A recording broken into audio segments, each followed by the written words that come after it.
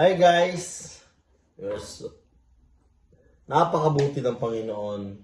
Thank you sa narinig namin na balita about aalis ka na. Alis na kayo ni Rian. Yung flight niya pa US. So, God is good all the time.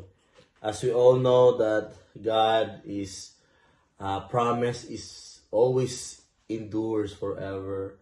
And as the verses says, the promise of God will prosper us, give us hope and future.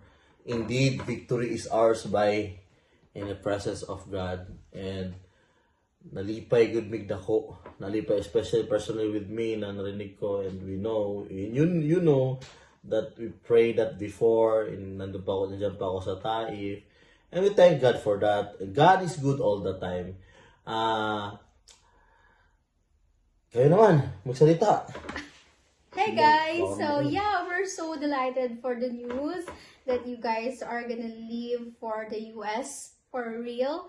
And we're just gonna keep on praying for your safe travels and of course, the smooth transition in the line of opportunity. And yeah, God bless and we missed you guys. How about you, Steph? Hi! Just only hi? Yeah. Okay.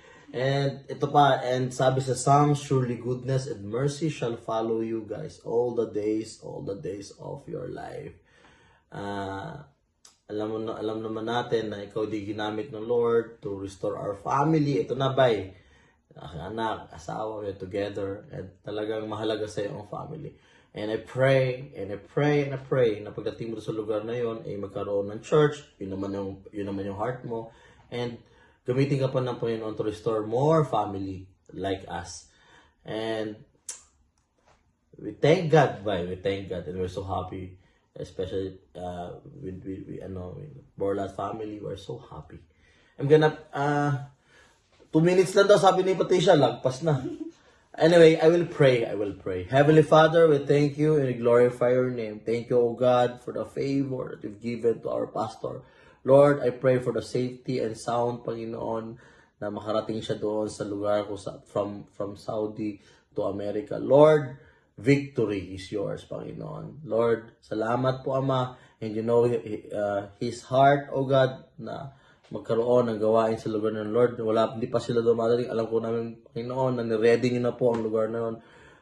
At this moment, niready niyo na po ang lugar ng Panginoon. And anoint, i-anoint po Panginoon si Pastor Jong na magkaroon din ng church doon, oh God, for your glory alone, at ma-preach and mahayag ang iyong gawain at ang iyong salita. Lord, we bring back all the glory in honor to you, Lord. In Jesus' name we pray. Amen.